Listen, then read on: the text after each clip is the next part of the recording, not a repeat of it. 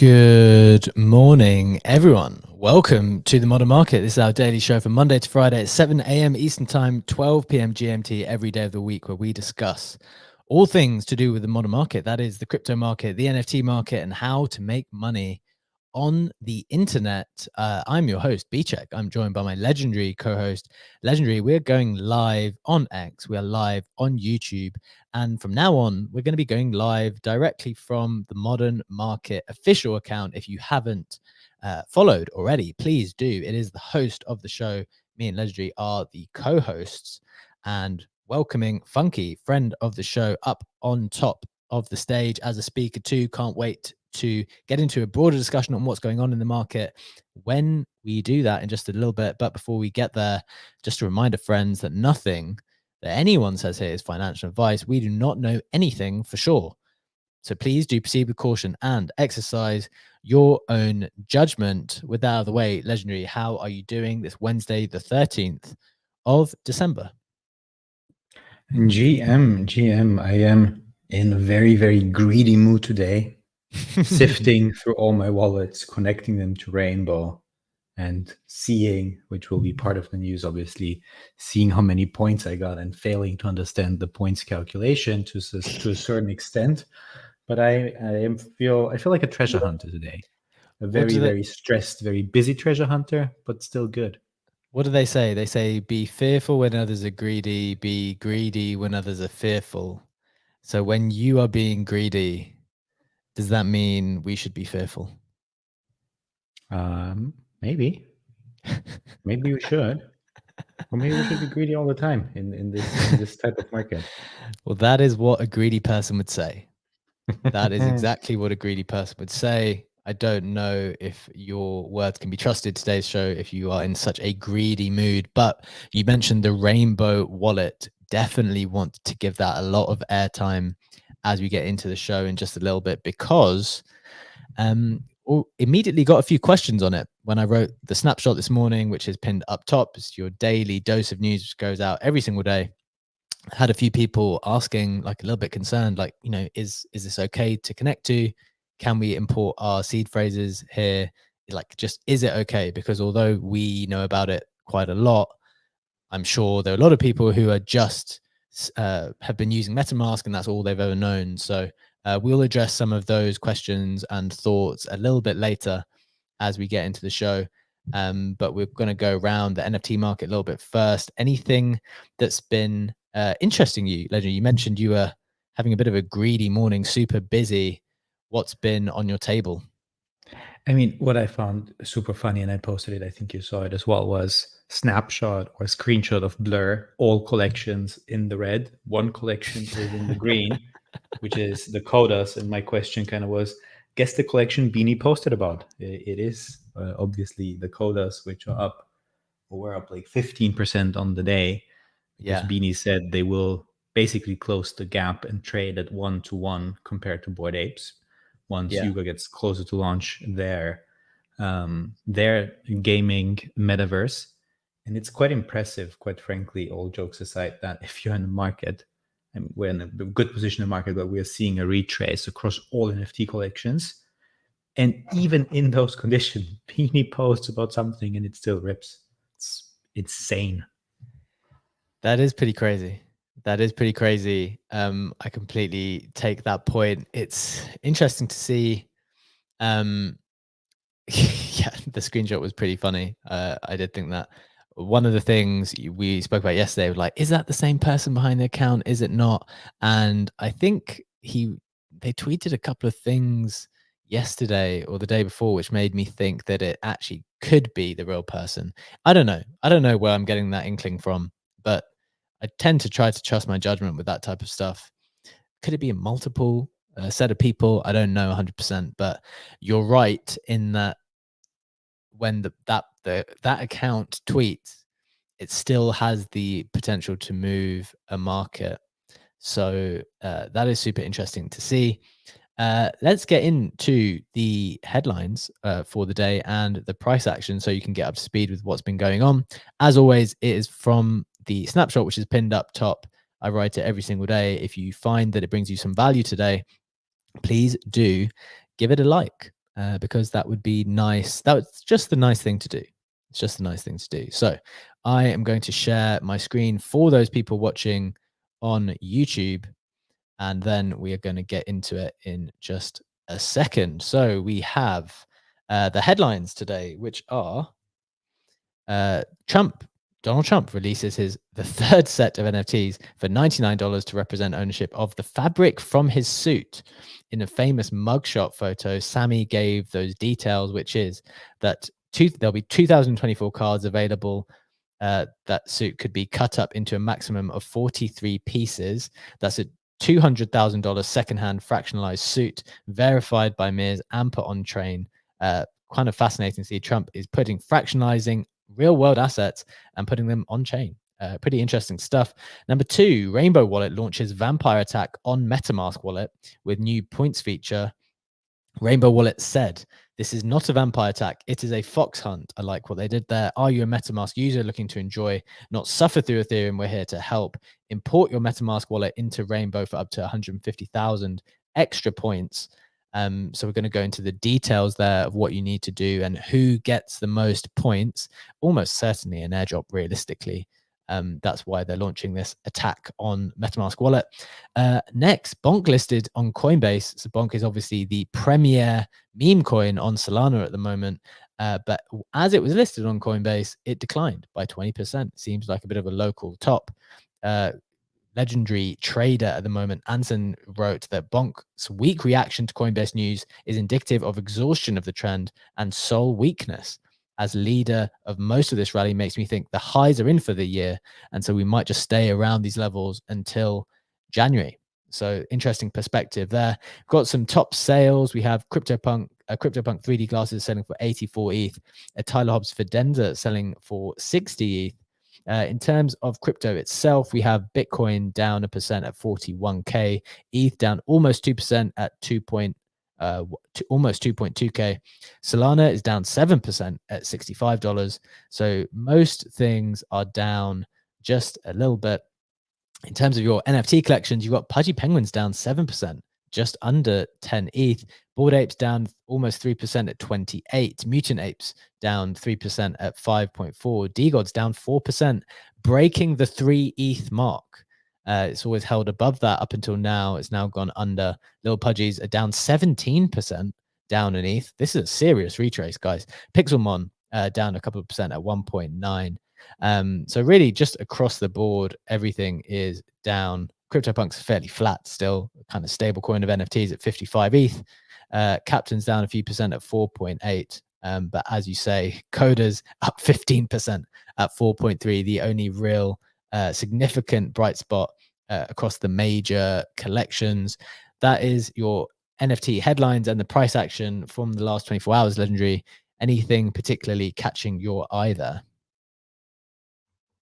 Not in particular. I'm not worried about the retrace. I think it is a healthy retrace. I think on the gaming side of things, it's cool to see the raw pass pumping a bit. I think it's up to 0.4 ETH. Raw pass being the pass by Wallet Wars. It is the gaming company and studio that also pitched when you, B-Check, and I were judges last Friday, I think, on whale shows, on whale tank.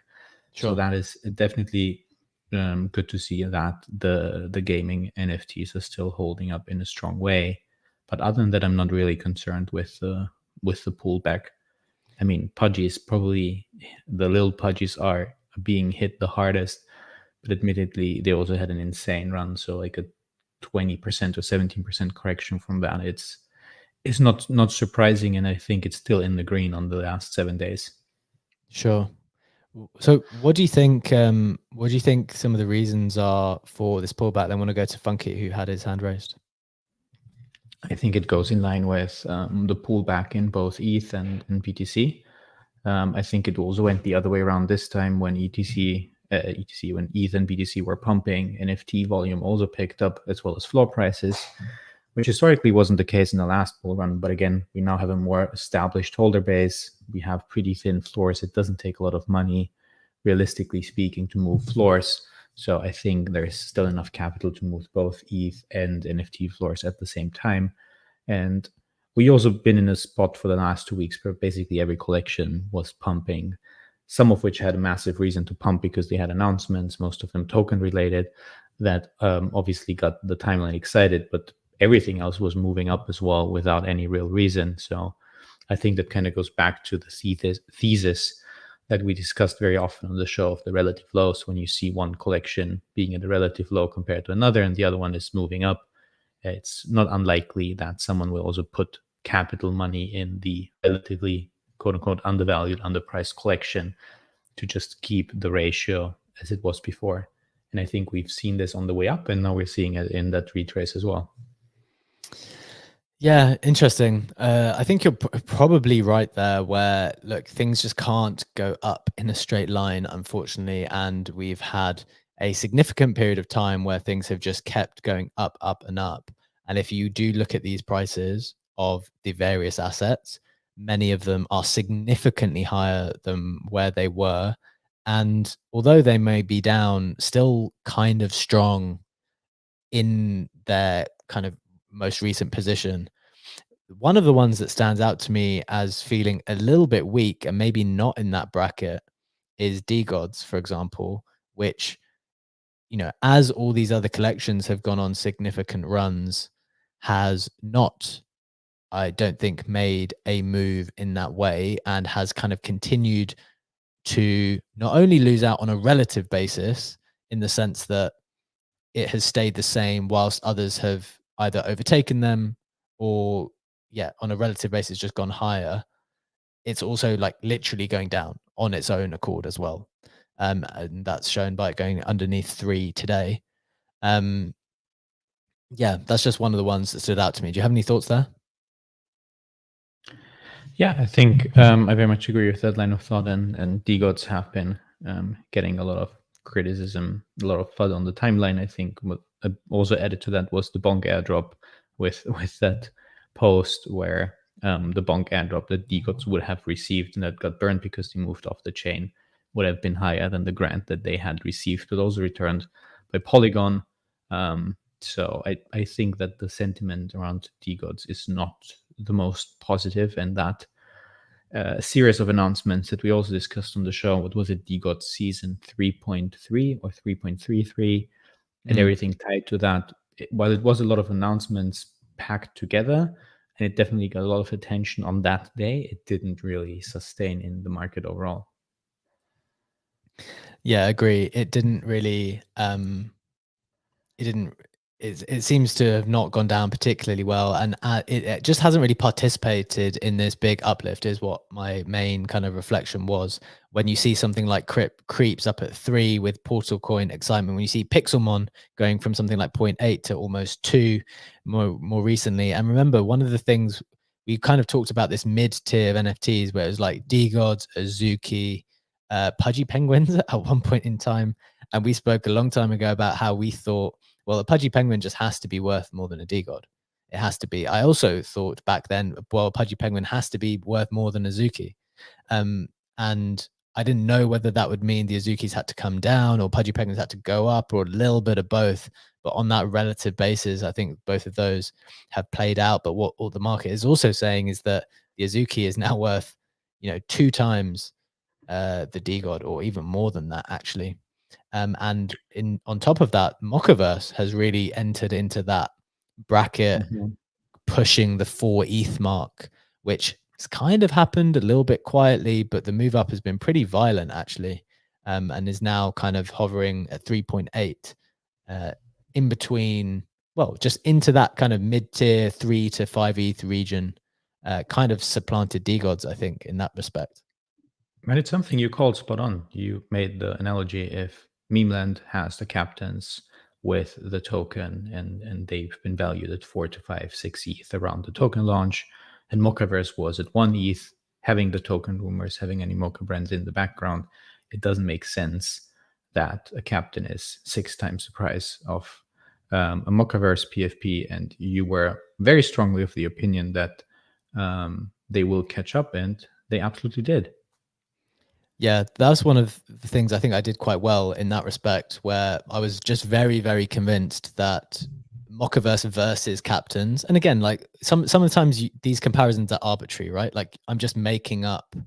I guess you need to have some skill in the market. You have to decide which is the right comparison to make, because picking something random like Mockaverse versus Moonbirds is like, why would you even make that comparison necessarily? Like, I don't know if that would be a helpful one, but Mockaverse versus Captains was the one I picked as a helpful one to compare, and it just never felt that a Mockaverse at 4 Mockaverses equals 1 captains. Like, no, that's too many Mockaverses. Even 2 Mockaverses equaling 1 captains, I thought was too many. That's why I made my trade the other day out of the captains in order to get. Oh, I wanted to pick up 2 Mockaverses. I picked up 1, and then Mockaverse just completely ripped, so I wasn't able to get into the second one. So, but yeah, that gap has obviously significantly closed. And I think now we're getting to the stage where Mockaverse is more in line with where it probably should have been all of this time. So that's my reflections on that. Anything more there, Legendary, about the market in general before we get into the Trump NFTs and the airdrop opportunity with Rainbow, which I think a lot of people will be thinking about in the next 24 to 48 hours, and then any other headlines we have after that? Nothing to that. I've only seen that Funky also had his hand up, so I wanted to check in with Funky if he had thoughts on the market and what we've discussed so far. Funky, welcome to the stage. Thanks so much, guys. I just want to make a quick note of clarification when Bchek was talking about the bonk thing. It wasn't actually listed yesterday. It was just added to their roadmap. And honestly, this is the biggest reason that I entered into a bonk position, not financial advice, of course, because I had heard that these big listings were going to happen on major exchanges through a friend. And unfortunately, it was right before the whole bonk Christmas 12 days of Christmas thing. I must have bought it after November 30th because it was a snapshot. But so it hasn't actually listed yet. But I know that Coinbase, it's probably going to happen in the new year. So it's on the roadmap. And that there's also another major exchange, which need not be named, which apparently is also supposed to get the listing too. So I just want to bring that up, clarification. And to your point, Legendary, I think you're spot on with there's no need to panic about the market. We've pumped for 8 straight weeks. This is our first red candle in over 2 months. So, the correction is probably long overdue and needed. And I look forward to chatting about the Trump cards. There was an 8-week pump. Honestly, if you would have asked me, I would have said there was like 10 to 14 days of green. Like time is so weird in Web3. Absolutely. Yeah, pretty crazy. Interesting. Just one point I wanted to flag there, Legendary, is that the crypto is going down at the same time. And typically these types of announcements of exchanges would usually make the price. I'm trying to think which way around it is. Some like the centralized exchange announcement usually makes the price go up, I think, and then it goes down. But Bonk seems to be down 20%. Kind of just in line with all of the market. I don't know to what extent it's because of this specific announcement or whether all of the market is down anyway. And as a kind of volatile meme coin, it's going to go down a reasonable percent also. Like Avalanche is down 10%, Dogecoin is down 3%. A lot of things are down, obviously. So what do you think is going on there, in the sense that this is a meme coin that's just been listed, supposed to be good news, and the market dumped at 20%? I mean, I don't know. I sold my bonk, so I didn't follow the bonk price before that dump. So I don't know how much it has been up recently, and if that is still part of a correction, or if it's a sell-off because of the announcement, or if it is a sell-off because of the pre-announcement that it will be listed and it will pump with the listing.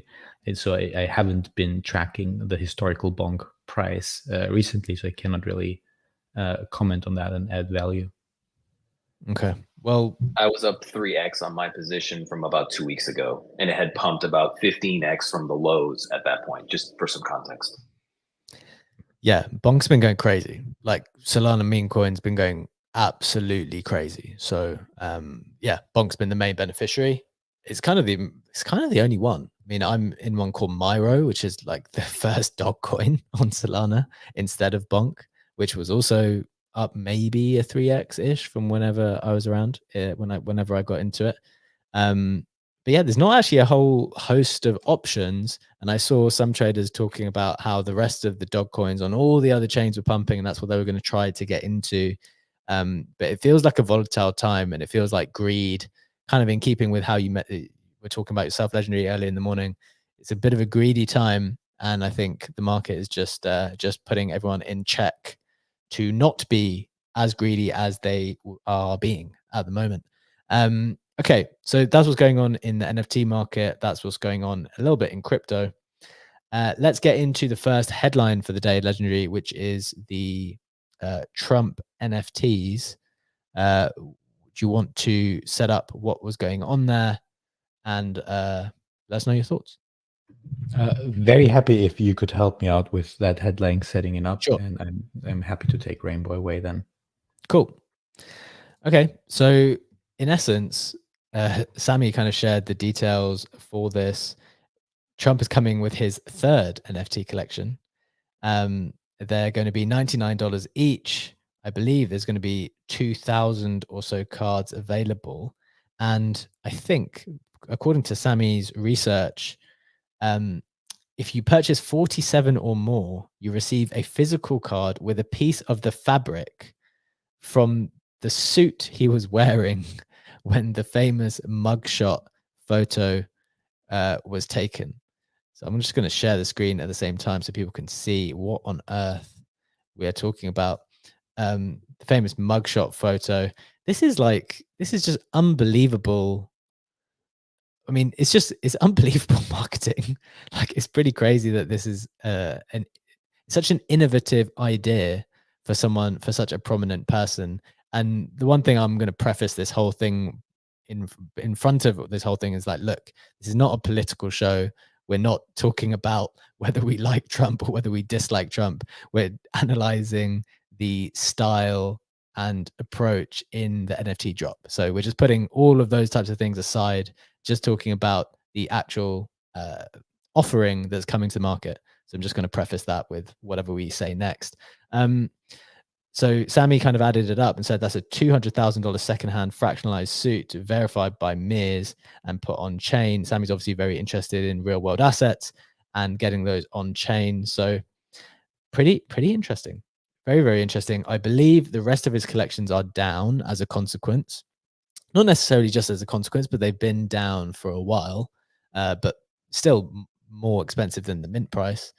But yeah, Trump's coming to market with a third collection. What do you think of this offering, Legendary? I think that's something I would never have said, but it turns out that Trump is a better Web3 marketer than many Web3 native projects, which sounds hilarious if you put it like that. I've been kind of conflicted about those NFTs. Like, when Trump came out with the first collection, I was pretty certain it's gonna pump, but I also didn't want to stain my wallet with Trump NFTs. I don't want to make this a political discussion, but clearly stated my opinion by that. Yeah. Then I was thinking, do I buy that on a non-wallet? But then I completely skipped that. But putting those things aside, obviously it's not Donald Trump himself doing that. There is an NFT marketing company, and there's a company that basically licensed that and pays him handsomely for being able to use that IP. They know what they're doing, and they are doing a great job at launching those 3 collections up to now. Yeah, pretty good stuff, right? Like, on some level, I'm wondering, as you say, it's not him necessarily coming up with all the ideas himself, coming up with all the marketing strategy, what they should tokenize and put on chain. But this marketing agency, whoever it is, or whoever's behind the Web3 strategy, is like, they're doing a decent job. They're doing a decent job, and maybe they should be tapped up by someone else. Because remember the previous set of NFTs, I can't remember the number you needed to buy, but if you were a fan of Donald Trump, if, like, in that scenario, you were able to go to a dinner which actually took place, and there were photos of someone on the timeline who had bought, I don't know particularly which NFTs or how many, but they put on this dinner at his hotel in Florida, and it seemed like a really great event. And if you think about it, like, paying, I don't know how much, but say you have to buy 10 of these or 15 of these or 20 of these, pay a couple of grand to be in the room with and be invited to a dinner with a number of other people with the former president who you look up to a great deal. If that's your political persuasion, then like that's not a bad deal. Like in terms of, taking into account all potential deals, that's not a bad deal. So that's one of my thoughts. What do you think about that? Fair enough. Nothing to disagree with that.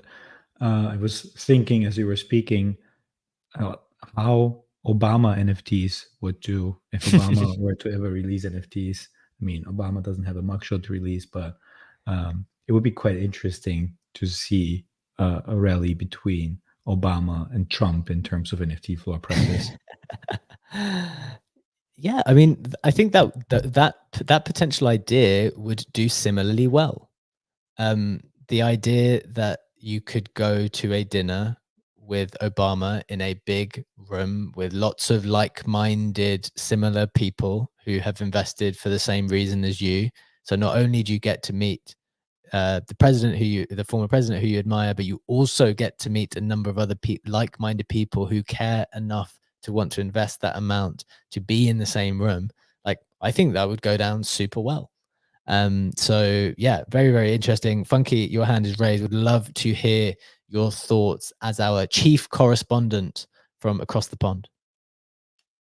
Chief correspondent from across the pond. I like that. So no, I want to, like Legendary did, putting politics aside, I find that, for one, if you guys did not see the actual like 2.5 minute video, like that's like a TV commercial for the NFTs, you absolutely have to watch it. It is, you will laugh a lot. I laughed a lot.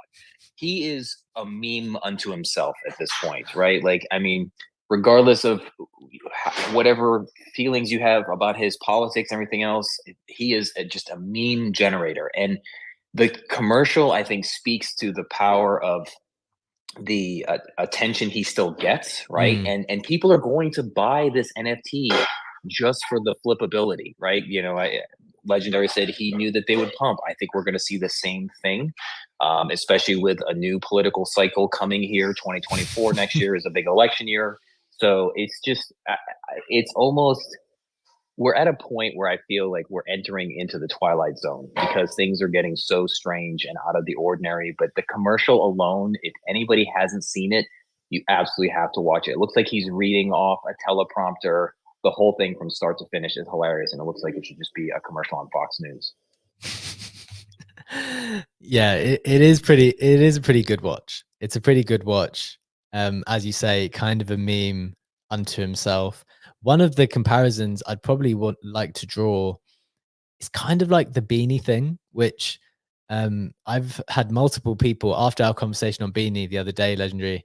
I had a couple of people message to say like, oh, do you know what? Like, it's interesting that happened. It's interesting that you guys talked about that, but I don't know because I've blocked them.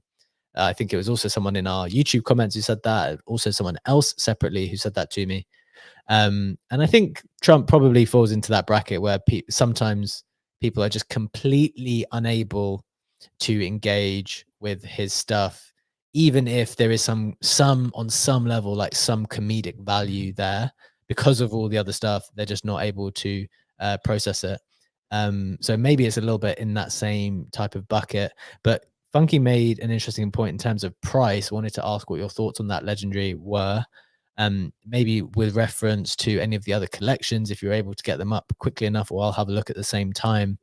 But at $99, and again, maybe some people are physically unable to trade it even to make money because they don't want it in their wallets. But at $99, is it a good price?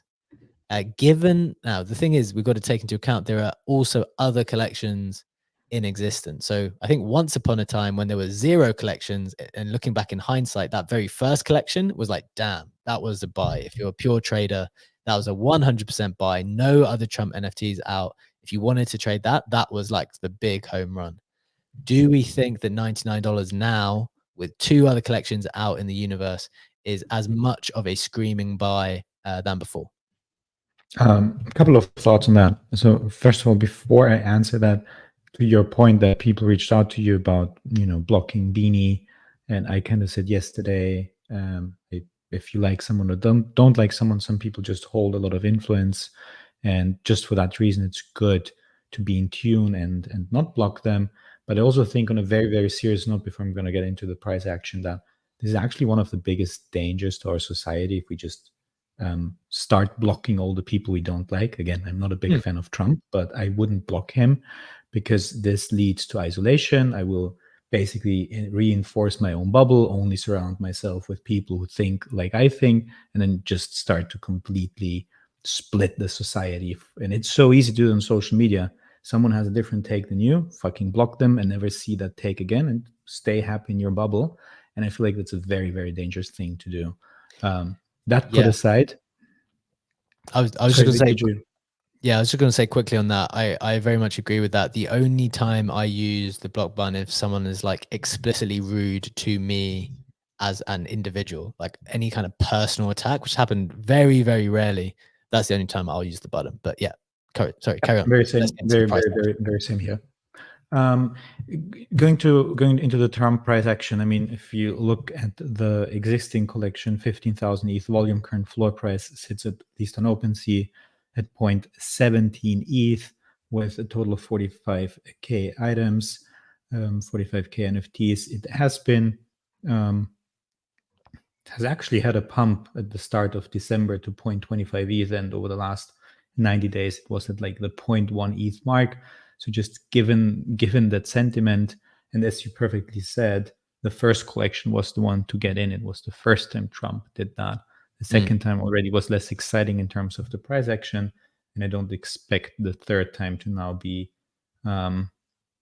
super interesting in terms of the price dynamics. I mean, probably it will go up a bit, but I certainly don't think it will have the same level of pump and hype as the first collection did. The novelty is just wearing off collection after collection, but it's still a good revenue source for the team doing it. Yeah, I kind of think the same thing. I think we're kind of moving into a period where you have to buy if you want the actual thing. Like there's an actual product being sold here. Like if you are interested in having a fractionalized part of Trump's suit from the famous mugshot, then buy the NFT. If you don't, then just maybe don't buy it, because the other ones are, as you say, the Premier collection, although there's 45,000 of them. My God. There are 0.17 ETH floor. So what is that? It's like $300 or so, $400 maybe, 500-ish. 350-ish, yeah. Yeah, 350-ish. So it's not necessarily it's not going to be a screaming buy, I don't think, on secondary. So that would be our assessment of it. Anything else, Legendary, or shall we get into the next headline, which I think is very, very important, definitely on a lot of people's minds? It'd be helpful if you just set it up first to explain what exactly is being offered by Rainbow Wallet. Absolutely. Before I transition into the Rainbow news, quick shout out to Funky. Funky in the comments has posted the Trump commercial for the mugshot collection that we just spoke about. That is definitely a hilarious watch. With that out of the way, let's get into the Rainbow news. Rainbow is a wallet. It is an alternative to MetaMask, Grabby, Phantom, and all the other wallets that are out there. And Rainbow started a campaign where users can now collect points. And I think we all know what collecting points means in this space. They weren't very subtle about it. And we'll get into the details in a moment, if you set up a Rainbow wallet or import MetaMask wallets into that, you have a little parachute symbol, which is the icon that you have to click on to claim your points. So it's pretty clear that they're hinting at an airdrop by doing that. So the way that it works basically is you can install the Chrome, Arc, Firefox, Brave, whatever browser you're using extension for Rainbow. It's again a wallet that's been around for quite a while. They have their own internal swap features. They have their own NFT collections with, I think, a total of 11 NFTs. So it's not a product that just came out yesterday and decided to launch a wallet and vampire tech MetaMask. And if you do that, so if you install the extension and import a wallet, you will be able to claim points. There is basically three ways how you would have gotten points. One is a snapshot that was taken that was based on a wallet's balance. From what I could see by connecting my wallets, I think the only thing they took into account was the Ethereum balance, because I had wallets that had quite a lot in stable coins and that got less points than a wallet that had, say, just a quarter of an ETH. The second way was holding at least one of the Rainbow NFTs or having swapped or bridged within the Rainbow app before the snapshot. And the third way is that they also looked, and this is the MetaMask vampire tech part, at people who had used the MetaMask swap feature over the last 12 months. And based on the amount of funds swapped in MetaMask in the wallet app, they also would have received extra points for that. Since we've already been talking about Beanie, another mention, I remember one post by Beanie where he was speculating on a MetaMask airdrop, and he said he has spent north of 100K on fees, I think it was, on swaps in MetaMask alone. So if he has done that or has continued doing that over the last 12 months, he certainly will have a nice points claim in Rainbow. And that's not the end of it, because points will be distributed weekly. You will be able to earn additional points by swapping in the Rainbow app, by bridging within the Rainbow app. Point distribution happens every Tuesday at 4:20 p.m. Eastern time. And one additional point to add to that is that they're also building a multi-level marketing pyramid referral system that goes one layer further than Blast, which had 2 levels of referrals. These guys do 3 levels. So basically, you get 100 points for every qualified direct referral. I think a qualified referral requires that someone does at least $100 worth of swaps through Rainbow, and you get 50 points for their qualified referrals, and you get 20 points for the next level of qualified referrals. So they go for like the full three-story pyramid with the referrals. One last very, very important PSA that we absolutely have to address with that is, obviously, if you import your wallet in there, if it's a hot wallet, you do have to trust the app. You do have to import it by pasting your seed phrase or private key. However, if you import a hardware wallet, a Ledger, a Trezor, a Grid Plus, whatever you're using, do not import the seed phrase. If you do that, that wallet is compromised. It's no longer a hardware wallet. You obviously connect that by connecting a hardware wallet via the hardware device, and you never ever expose your hardware wallet's seed phrase to any wallet or any kind of other app, because that's exactly the purpose of having a hardware wallet, that you don't have to paste seed phrases in wallet apps or wherever else. So that's just a quick reminder on that. Very, very good. I think that's a lot of helpful information. Just want to synthesize it a little bit so people can get the key bits now. One clarification as well. So just the 3 types of people who get the points. One is anyone who has did have something in a Rainbow wallet. That's like the first one. Second one is MetaMask users who've swapped in MetaMask over the past 12 months. And then the third group who get the most are the people who've been swapping or bridging in Rainbow already and hold one of those. And as you said, the key question becomes, because we know what our audience are most interested in, the key question becomes 2 things, I think. This is something that we've already had in the comments. Is it safe? This is Vivian, who is a great artist, actually, a long time reader of my newsletter and someone who I've been interacting with for a long time in the timeline, said, I'm scared to import my MetaMask into Rainbow. Is the reward worth the possible risk? Super Cyan also commented saying, great snapshot, your personal thoughts on the Rainbow wallet. So I think that's the first thing. It's like, is it safe? We obviously do not want to mess up the we don't want to mess up our funds, don't want to mess up the wallet, don't want to mess up our funds. And I think that's one of the main reasons people have stuck with MetaMask for so long, because it's the one that they've just got into. They know that, well, it works. It seems to be safe. Everyone seems to use it. And as soon as conversations come around about importing seed phrases and moving things around, people start to get a little bit more apprehensive, and they just think, well, what's the point in taking the risk? I don't want my funds to be to disappear in any way. So I think that's one of the key questions. And then the second question, Legendary, is, well, is the reward worth the risk? Like, is there going to be a sufficient reward here? I think you kind of already addressed the first one, but I think it's worth repeating separate to that kind of long explanation, just because to give people, the quick reasoning for why you think it's fine to import your seed phrase and not the hardware seed phrase. And then move on to the kind of question is, will there be a useful reward?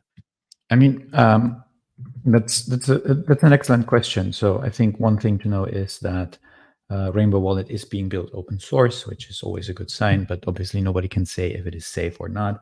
The question that I really want to get into is the risk-reward ratio, because if you haven't done a lot of swaps on MetaMask, so if you haven't done that in the last 12 months, if you don't have Rainbow NFTs, and if you haven't used Rainbow Wallet before, and I would assume that Rainbow Wallet usage and Rainbow NFTs is something that most people don't have, and people who have that already have used the wallet. So it's a criterion that applies to little people, to not a lot of people.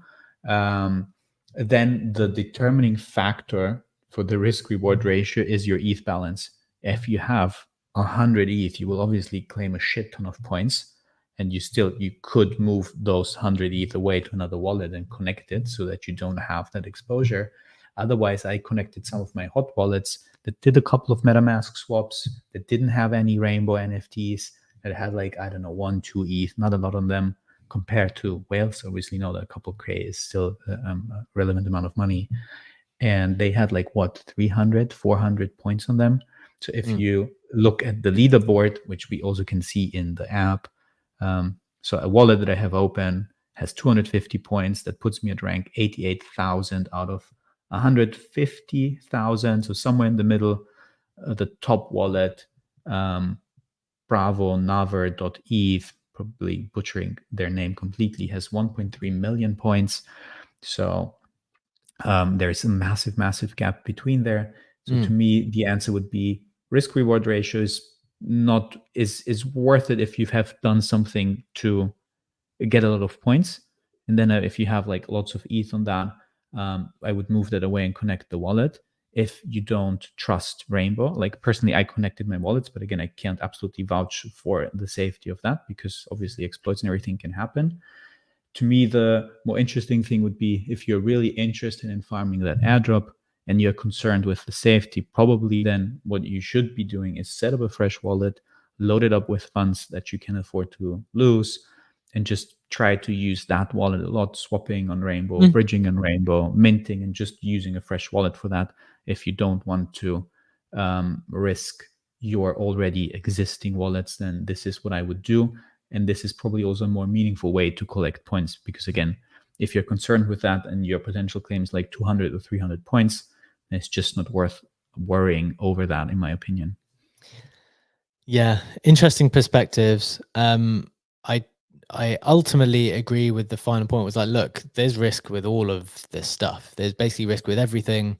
The risk reward ratio depends on multiple factors. It kind of depends on how much ETH you have across your wallets, your personal risk tolerance about what proportion of your ETH is part of your net worth, and therefore how much you're able to risk with anything that is in your wallet. So it is basically impossible to answer that question.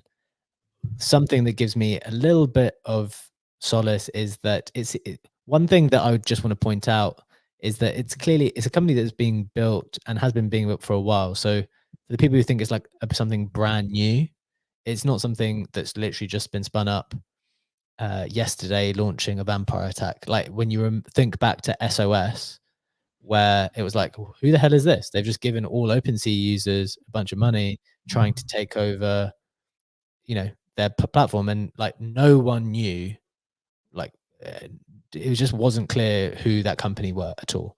Rainbow is not like that. They're run by like a doxed person who's been in the space for quite some time and been building this product for quite some time. So again, you want to take that type of stuff into consideration. Of course, that doesn't mean that anyone can guarantee you that these things are perfect, but it is just one of the additional factors that you're like, okay, that just plays into my risk management strategy. Legendary, I think you wanted to come back in on that, and then Funky's hands raised. Would love to hear his thoughts. Yeah, absolutely. I wanted to mention something that Justin, who's in the audience, sent me in a DM. Justin being a very, very smart person when it comes to security and the tech stack in Web3. And he made the point, even if there's no malicious intent in the app, just having a wallet connected in two wallet software, in two wallet apps, doubles your risk of an attack, which is a fair point to consider, I guess. Just explain that one. What does that mean? Well, if you have the same wallet connected to MetaMask and Rainbow, it could get compromised by someone successfully attacking, quote unquote, attacking MetaMask, or by also attacking Rainbow. If you have that wallet in Phantom, in Rabby, and in many, many other apps as well, there's multiple attack vectors, because it's enough if one of those wallet softwares gets compromised and you had your wallet connected to that. Sure. Got it. Makes sense. I want to throw to Funky before we then think of the bigger question, which is, are there any comparisons in terms of value for a token that is a popular wallet? Legendary, going to leave you with that to think about while we just throw to Funky, because in the end, if they're going to do a token, we want to know how much it's worth. And the MetaMask one was going to be estimated to be absolutely enormous as one of the most used wallets. So could Rainbow be in that ballpark if it goes successfully? Funky first, then want to go to Legendary with that thought. Thanks, guys. And some of my questions have already been answered, but one of the things that I was going to highlight is that the parent company that's involved with MetaMask, Infura, is highly centralized. So Legendary talked about how Rainbow is an open source wallet and the founder is doxed, which is great. That was an interesting point about the attack vector. The one thing that I was more concerned about is just the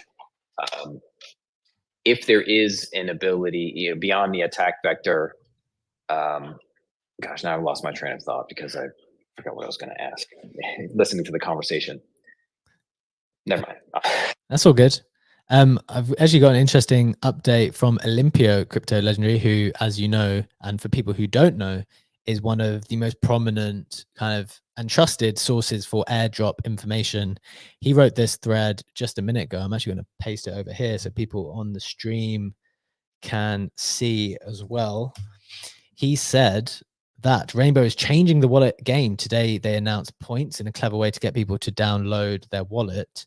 Basically, the airdrop points to every user of Ethereum is the first step towards including our community in the future success of Rainbow. This seems to be the new way of hinting at a governance token. Points are going to take over in the next month or years. I hope not years. There are already lots of protocols that implemented them. The airdrop details, he says, are these. Yep, we've already gone through those. And an interesting follow-up thought that he added at the end of this, saying, okay, this is Rainbow changing the dynamics for the wallet game, is would MetaMask be forced into a token? And this is a little bit of historical knowledge given from someone who has been in the game a little bit longer than us. He said, if they follow Uniswap's playbook when attacked by Sushi, they were forced to create a token. I did not know that because I wasn't in the space back then. Not strictly because of the airdrop, but because yield farming on Sushi was so profitable that they needed to introduce an incentive of their own. And if you don't know, Sushi was just another decentralized exchange. At the time, Uniswap was the main one. Sushi was an alternative. OpenSea has so far resisted launching a token, Olympio says, not giving into Blur. He says, in his opinion, all will have a token. It's just a matter of time. Legendary, any reflections on that point before we then try to consider the value of this token? Yeah, maybe adding a little bit of context to that as well for those who are not familiar with the Uniswap Sushi situation back then. It not only led to Uniswap having a token, what also happened very, very quickly after that was 1inch, which then was the DEX aggregator, also having their hands forced to launch their token as well in very rapid succession, and kind of triggered a wave of airdrops in the DEX and DeFi space at that time. So that was quite interesting to observe, and it's a very, very smart point that Olympia is raising by that. That obviously MetaMask, owned by Consensus, not only has Bring on the wave. excited. Bring on the wave, man. Bring on Bring the on wave the of wave of airdrops. the airdrops. Not only has MetaMask as a wallet app, they also have Lania as a layer 2 solution. So there's multiple points for them to do a token airdrop, which everyone would be absolutely excited about. In terms of wallet comparisons, I actually don't know if there's a wallet that did an airdrop before. I don't think there is. I don't know if Atomic Wallet did an airdrop or not, or if they have a token. That's the only one where I wasn't sure and I couldn't find it in the last minutes. However, I also don't think that really matters, because to me, the closest comparison is to look at the marketing playbook. And it's also something that Olympia obviously has pointed out as well. It is a vampire attack on MetaMask. Blur did a vampire attack on OpenSea. And that was a very lucrative airdrop, because not a lot of people in the beginning were aware of the opportunity, and not a lot of people did farm Blur Season 1. And I think if you take that even further, I think it's easy to change the NFT marketplace that you use. There's less safety concerns than that. But as you said, changing your wallet is different to that. And people might be even more reluctant to do that. I agree. And this is why I think it could be a very, very interesting airdrop opportunity. And again, there is ways to play that without having to use old historical wallets to connect them to that. You can use fresh new wallets and just farm activity by using Rainbow. That is a very fair point. It's not as easy to change protocols as it is to change. Sorry, the other way around. It's not as easy to change wallets as it is to change protocols. I agree with that point. I think that is true. However, I do like this line of thinking that 2024 becomes the year of the wallet airdrops, as each are forced into doing this type of incentive program simply because one of their main competitors has done something, and therefore they need to follow suit. And I believe people have spoken about Phantom on the Solana slide for quite some time. I just opened up a backpack wallet, which is the guys behind Mad Lads, the guys behind the Backpack Exchange, because I think that just the way that their dynamics have been working, the way that they've already participated in some alternative Solana airdrops, it feels like that could be a wise thing to do at the same time. And as Olympio pointed out, sometimes these tokens are just in companies' back pockets until their hand is forced. They don't need to do it. Letting that genie out of the bottle is so pointless for a company when they don't need to do it, if they already have market share to a significant degree. So it really depends on where they are in their kind of market share vision and where they are in the cycle in that respect. But I could see quite foreseeably that Rainbow does this. MetaMask, who, to be fair, have spoken about doing it, right? They're just sitting on their hands. They've spoken about it, not entirely explicitly, but they've certainly spoken about it. So I think it's up their sleeve. It's just when they're going to do it. And I think this could push their hand. And then I think the things going on Solana as well, as that ecosystem seems to be exploding with all types of airdrops and higher activity on the NFT side and the other side, like those wallets are prime for those opportunities as well. So you've got Phantom and Backpack on Solana, two ones that I'm looking at. You've got Rainbow, obviously MetaMask. On this side, you've been using another one called Rabby, which is interesting to note. So those would be the 4 or 5 on our radar, which is like, okay, well, if you want to kick off this season, bring it on. What are your thoughts? Absolutely agree. Rabby also has a Genesis NFT, by the way, which is something that just made me happy thinking about it.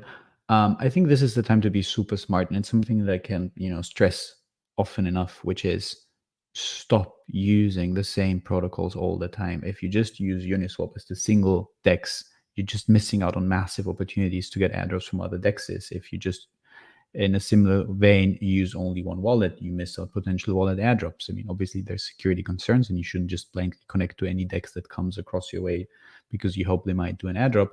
but I think it is so worth everyone's time to just add a couple more protocols to their rotation, whether it's DEXs, whether it's wallet apps.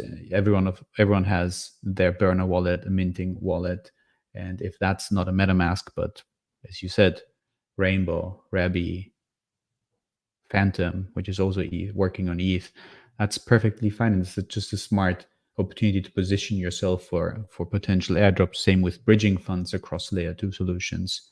Yeah. Stop using a bridge like Hop, which is, well, super good and super convenient and cheap, but they did an airdrop, and there's still bridges who haven't done an airdrop and have introduced loyalty points like Orbiter Finance. So there's just so many opportunities if you just think about your like kind of on-chain habits and try to break out of them and use them in a more strategic and opportunistic way to farm a couple airdrops while you're already doing the Legion things that you're doing all day. Sure. And one of the things I'd want to say to that, and unfortunately, Funky, we have to draw to a close here because we've just run out of time, but we completely appreciate that it's really hard to keep on top of all of these various opportunities. We've just said like 4 dexes that could be interesting to you, 5 wallets that could be interesting to you.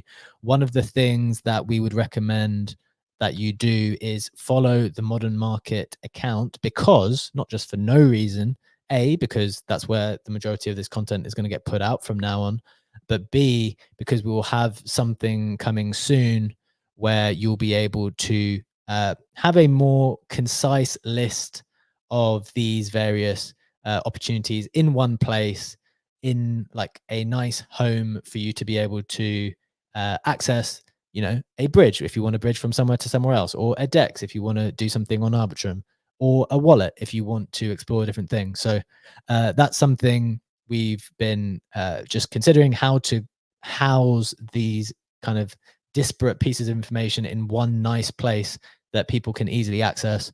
So we're going to be doing something with that pretty soon. Do follow us along on that journey. That brings us to the end of the show. Thank you so much for joining us as always this Wednesday. Thank you, Legendary, for co-hosting. Thank you, Funky, as well, for all of your contributions, and have a wonderful day. We will see you back tomorrow. We hope that was a helpful, useful Alpha Pack show. See you tomorrow. Take care. Bye-bye.